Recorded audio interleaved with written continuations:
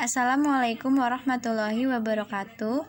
Kami dari kelompok 3 ingin memaparkan materi dari hasil diskusi yang telah kami temukan. Sebelumnya kelompok kami beranggotakan Mawadah Nurrohmah, Triaja Setiadiani, dan Sarah Maulida Hasanah. Pertama, ada subjek pajak. Subjek pajak adalah istilah dalam peraturan perundang-undangan perpajakan untuk perorangan atau organisasi berdasarkan peraturan perundang-undangan perpajakan yang berlaku. Namun, menurut peraturan perundang-undangan, seseorang atau organisasi termasuk dalam subjek pajak yang wajib membayar pajak apabila memiliki objek pajak. Berdasarkan pasal 2 ayat 1 Undang-Undang Nomor 36 Tahun 2008 tentang pajak penghasilan mengatakan bahwa yang termasuk subjek pajak antara lain 1. Orang pribadi atau warisan yang belum terbagi. 2. Badan. 3. Bentuk usaha tetap. Dalam pasal 2 ayat 3 Undang-Undang Nomor 36 Tahun 2008 tentang pajak penghasilan menjelaskan bahwa subjek pajak terdiri dari beberapa jenis. Penjelasannya sebagai berikut. Subjek pajak dalam negeri, yaitu 1. Orang pribadi yang bertempat tinggal di Indonesia. Orang pribadi yang berada di Indonesia lebih dari 183 hari dalam jangka waktu 12 bulan atau orang pribadi yang dalam 1 tahun pajak berada di Indonesia dan mempunyai niat untuk bertempat tinggal di Indonesia. Kedua, badan yang didirikan atau bertempat kedudukan di Indonesia kecuali unit tertentu dari badan pemerintah yang memenuhi kriteria sebagai berikut, yaitu pembentukannya berdasarkan ketentuan peraturan perundang-undangan, pembiayaannya bersumber dari anggaran pendapatan dan belanja negara atau anggaran pendapatan dan belanja daerah. Penerimaannya dimasukkan dalam anggaran pemerintah pusat atau pemerintah daerah, dan pembukaannya diperiksa oleh aparat pengawasan fungsional negara. Ketiga, warisan yang belum terbagi sebagai suatu kesatuan menggantikan yang berhak. Subjek pajak luar negeri, yaitu 1. Orang pribadi yang tidak bertempat tinggal di Indonesia. Orang pribadi yang berada di Indonesia tidak lebih dari 183 hari dalam jangka 12 bulan dan badan yang tidak didirikan dan tidak bertempat kedudukan di Indonesia yang menjalankan usaha atau melakukan kegiatan melalui bentuk usaha tetap di Indonesia. Kedua, orang pribadi yang tidak bertempat tinggal di Indonesia. Orang pribadi yang berada di Indonesia tidak lebih dari 183 hari dalam jangka 12 bulan dan badan yang tidak didirikan dan tidak bertempat kedudukan di Indonesia yang dapat menerima atau memperoleh penghasilan di Indonesia tidak dari menjalankan usaha atau melakukan kegiatan melalui bentuk usaha tetap di Indonesia. Subjek pajak pribadi.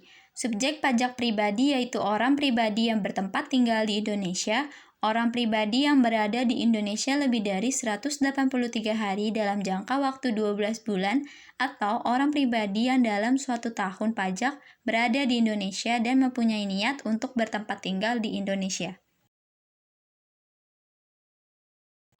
Objek pajak. Yang menjadi objek pajak adalah penghasilan, yaitu setiap tambahan kemampuan ekonomis yang diterima atau diperoleh wajib pajak, baik yang berasal dari Indonesia maupun dari luar Indonesia, yang dapat dipakai untuk konsumsi atau untuk menambahkan kekayaan wajib pajak yang bersangkutan, dengan nama dan dalam bentuk apapun, termasuk a. Penggantian atau imbalan berkenaan dengan pekerjaan atau jasa yang diterima atau diperoleh. B. Hadiah dan undian atau pekerjaan atau kegiatan dan penghargaan. C. Laba usaha. D. Keuntungan karena penjualan atau karena pengalihan. E. Penerimaan kembali pembayaran pajak yang telah dibebankan sebagai biaya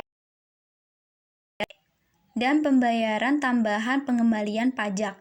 F. Bunga termasuk premium, diskonto, dan imbalan karena jaminan pengembalian uang. G. Dan yang lainnya yang dikecualikan dalam objek pajak.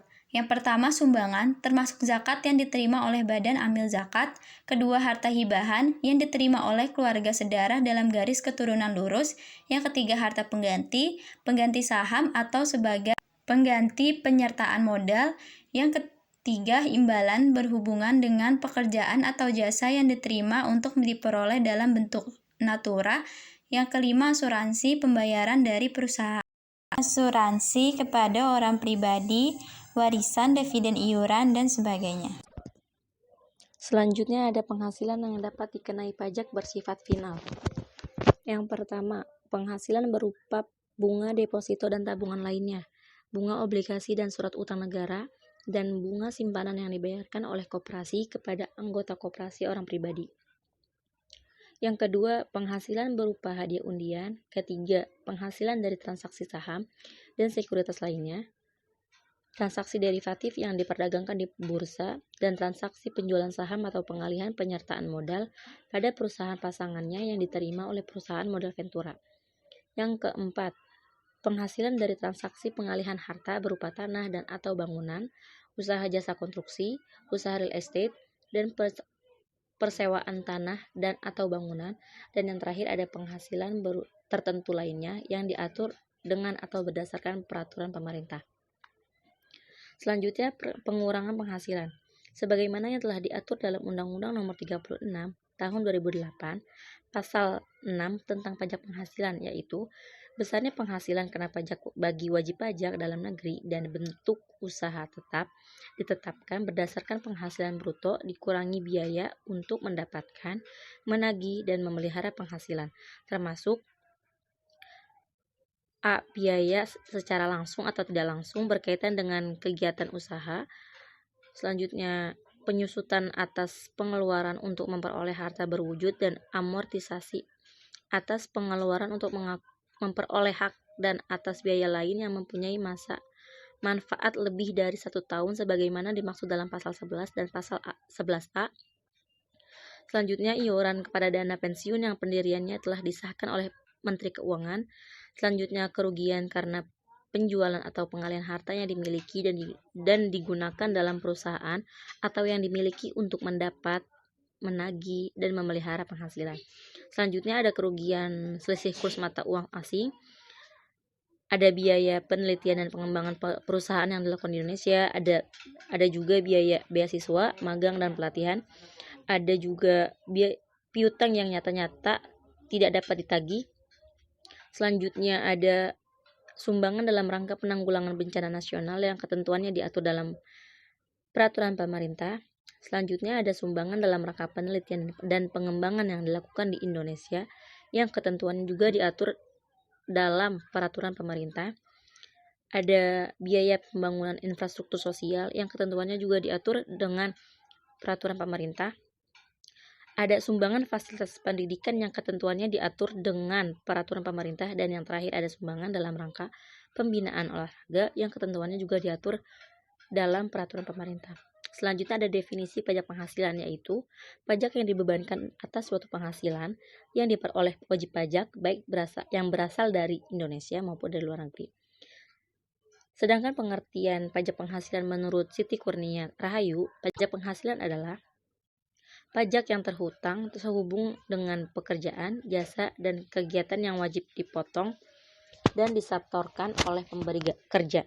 Jadi, pajak penghasilan merupakan pajak yang atas penghasilan berupa upah, gaji, honorarium, tunjangan, dan pembayaran lain dengan nama dan dalam bentuk apapun, sehubungan dengan pekerjaan atau jabatan, jasa, dan kegiatan yang dilakukan oleh orang pribadi subjek pajak dalam negeri.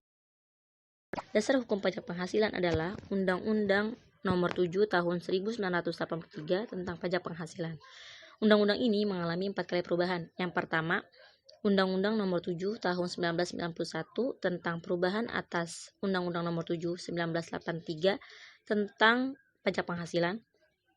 Tahap kedua, Undang-Undang Nomor 10 Tahun 1994 tentang perubahan kedua Undang-Undang Nomor 7 Tahun 1983 tentang pajak penghasilan. Tahap ketiga, Undang-Undang Nomor 17 Tahun 2000 tentang perubahan ketiga Undang-Undang Nomor 7 Tahun 1983 tentang pajak penghasilan. Dan tahap terakhir yaitu Undang-Undang Nomor 36 Tahun 2008 tentang perubahan keempat Undang-Undang Nomor 7 Tahun 1983 tentang pajak penghasilan, di mana peraturan perundangan yang mengatur pajak penghasilan di Indonesia saat ini adalah Undang-Undang Nomor 36 Tahun 2008, Peraturan Pemerintah, Keputusan Presiden, Keputusan Menteri Keuangan, Keputusan Direktur Jenderal Pajak, maupun Surat Edaran Direktur Jenderal Pajak. Selanjutnya ada kategori pajak penghasilan. Pajak penghasilan dibedakan menjadi beberapa kategori. Yang pertama ada pajak penghasilan yang dikenakan pada wajib pajak orang pribadi yang terbagi atas pegawai serta bukan pegawai maupun pengusaha.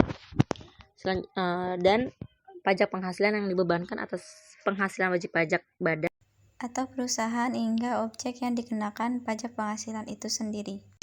Selanjutnya, yang ketiga ada rumus. Rumus diterapkan berbeda-beda menurut seberapa besar penghasilan yang didapatkan. Jadi, rumus pajak tidak sama seperti rumus matematika yang bersifat pasti. Menurut Undang-Undang Nomor 36 Tahun 2008 pada pasal 17. Di sini ada ketentuan tarif pajak, di mana yang pertama, pajak sebesar 5% akan dikenakan pada warga negara yang memiliki penghasilan 50 juta per tahun. Yang kedua, pajak sebesar 15% akan dikenakan pada warga negara yang memiliki penghasilan 50 juta sampai dengan 250 juta. Yang ketiga, pajak sebesar 25% akan dikenakan pada warga negara yang memiliki penghasilan 250 juta sampai dengan 500 juta. Dan yang terakhir, pajak sebesar 30% akan dikenakan pada warga negara yang memiliki penghasilan di atas 500 juta. Untuk warga negara yang telah bekerja yang memenuhi kriteria untuk membayar pajak tetapi tidak mempunyai NPWP, maka ia akan dikenakan pajak 20% lebih tinggi. Nantinya, penghasilan per tahun tersebut dihitung berdasarkan jumlah gaji kotor akumulasi dalam 1 tahun, bukan gaji bersih yang dikantongi setiap bulan. Jadi, potongan untuk BPJS serta jaminan lain dan bonus akan dihitung untuk dikalikan. Pemberlakuan penerapan pajak ini untuk mereka yang masih lajang dengan yang sudah beristri dan memiliki anak, hitungannya akan berbeda lagi. Selanjutnya yang keempat ada penghasilan tanpa pajak. Untuk penghasilan tidak kena pajak, ada lagi ketentuan lain, yaitu menyangkut status perkawinan yang cara penghitungannya diberlakukan dengan ketentuan sebagai berikut. Jadi status tidak kawin dan belum memiliki tanggungan itu sebesar 54 juta, sedangkan status kawin dan memiliki satu tanggungan anak adalah 58.500.000 karena tambahan wajib per orang setelah menikah adalah 4.500.000. Yang ketiga, tambahan maksimal adalah 3 orang atau 1 istri dan 2 anak. Yang keempat, penghasilan istri dan penghasilan suami jika digabungkan itu menjadi 54 juta. Baik, di sini kita memberikan contoh simulasi pembayaran PPh. Di sini Joko merupakan seorang kepala keluarga dengan 1 anak. Ia bekerja di Dinas Perhubungan sejak Januari tahun 2017. Penghasilan bruto yang terdiri dari gaji, tunjangan, dan pembayaran lain adalah senilai 100 juta. Joko membayar iuran pensiun dan tunjangan hari tua senilai 2 juta setiap bulan. Berapakah PPh yang harus dibayar oleh Joko? Nah, di sini yang pertama itu kita mencari untuk penghasilan bersihnya. Di penghasilan bersih itu ada penghasilan bruto dikurang beban tanggungan. Di sini kan terlihat ya, penghasilan brutonya itu 100 juta. Beban tanggungannya itu 2 juta. Jadi 100 juta dikurangin 2 juta jadi 98 juta untuk penghasilan bersih. Kita mencari PTKP-nya. Di PTKP ini itu terdiri dari si wajib pajak, istri, dan juga anak. Wajib pajaknya itu kan senilai 54 juta. Terus istrinya 4.500.000 dan anaknya 4.500.000. Jadi semuanya ditambahin totalnya 63 juta. Yang ketiga, kita hitung PKP-nya. Jadi di rumus PKP-nya ini penghasilan bersih dikurang PTKP. Penghasilan bersihnya kan udah kita hitung ya yang di awal tadi, yang totalnya 98 juta. PTKP-nya 63 juta. Jadi 98 juta dikurang 63 juta, hasilnya 35 juta. Nah, selanjutnya itu kita hitung PPh-nya. PPh-nya itu PKP dikali presentasi PPh. Di sini kan Joko kurang dari 50 juta ya penghasilannya. Jadi, pajak yang harus dibayarkan itu sebesar 5% dari PKP-nya. Di sini 35 juta dikali 5%, jadi 1.750.000.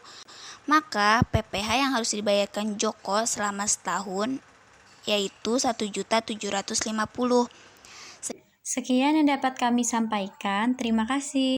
Kurang lebihnya mohon maaf. Wabillahi taufiq wal hidayah. Wassalamualaikum warahmatullahi wabarakatuh.